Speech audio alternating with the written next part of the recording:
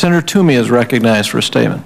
Thank you, Mr. Chairman. Well, I find it difficult to fully express how disappointed I am with where we are and what I'm hearing today. I think you did a very reasonable job laying out the nature of the fiscal crisis we face, the unprecedented proportions of this crisis, and correctly observed that we desperately need a long-term budget plan. I've heard many people repeat that.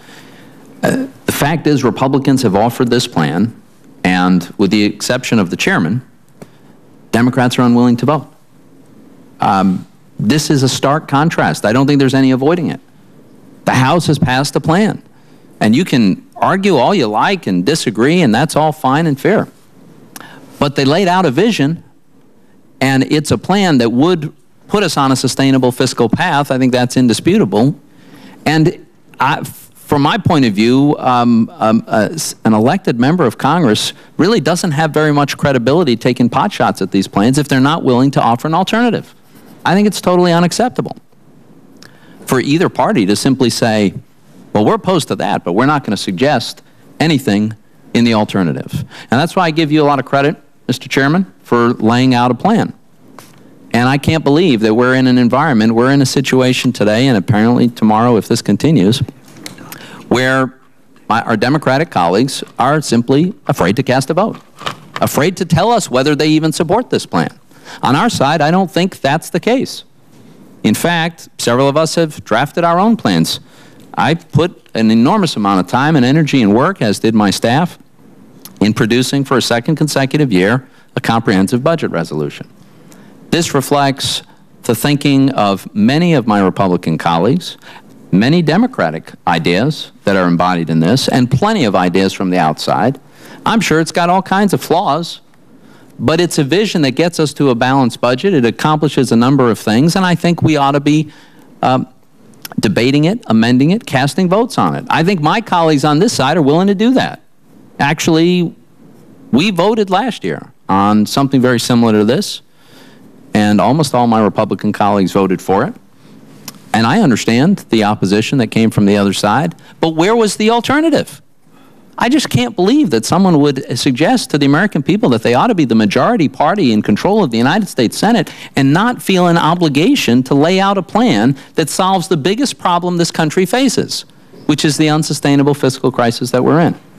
But that's what we're hearing. That's what we see today. So, Mr. Chairman, I think your frustration must be enormous. It's probably maybe even greater than mine.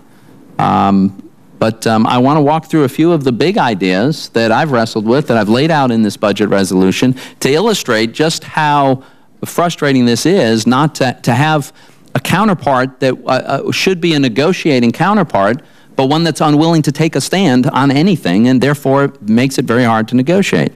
For instance, one of the things that I think is important, and in my budget, I demonstrate a way that we can reach a balance within a 10-year window. It's not easy to do that. You have to make painful decisions. And we could have a reasonable argument about whether that's even necessary. I think many on the other side probably don't think that that's necessary to balance the budget. I happen to think it is a worthwhile goal, and we ought to get there within some reasonable time frame. But we'll never know if we don't have people who are willing to say, here's a different idea, here's a better idea, here's an alternative, because we have this silence from the other side. On tax reform, I actually think there's a lot of common ground, at least in principle. I know there is with Senator Wyden. I think there is with the chairman. I've got a pretty detailed parameters that my budget would lay out for the committees of jurisdiction that would call for the kind of simplification and pro-growth tax reform that have been called for by bipartisan commissions, lowering marginal rates, offsetting the lost revenue by contracting the value of deductions and exclusions. And we could have a very robust discussion about exactly how we should do that and whether, in fact, that's the right thing to do. But what do we have from the other side? Unwillingness to take a position. On Medicare, my budget calls for the implementation after 10 years of the bipartisan plan that Senator Wyden just discussed. And I frankly think that's a very, very constructive idea that puts us on a long-term solution for Medicare. Not the only one, but it's a solution. It works. In the meantime, I've suggested in the budget that folks who are on Medicare now and whose income is less than $85,000 would have no change whatsoever. But if your income's over $85,000, I've suggested that we implement President Obama's suggestion, whereby those relatively affluent seniors would pay a little bit more in terms of their contribution to their Medicare benefit. And if your income is above $150,000 as a retiree, guess what? You're pretty wealthy. And for those folks, I've suggested that they contribute even more than the President has contributed.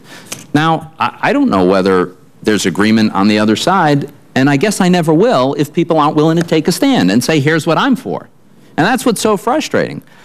We've been willing to offer ideas, proposals. I think they're solutions in some ways. I'm sure they're not perfect.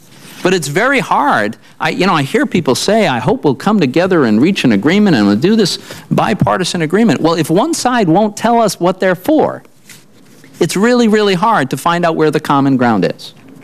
So I just want to say, Mr. Chairman, I am extremely disappointed. I think we are here today witnessing a profound abdication of responsibility, a huge lost opportunity. This is the opportunity today to thrash out, to work out, to find the common ground so that we could have the long-term solution that we all know we need, and we're choosing not to do it. So I'm very disappointed. I think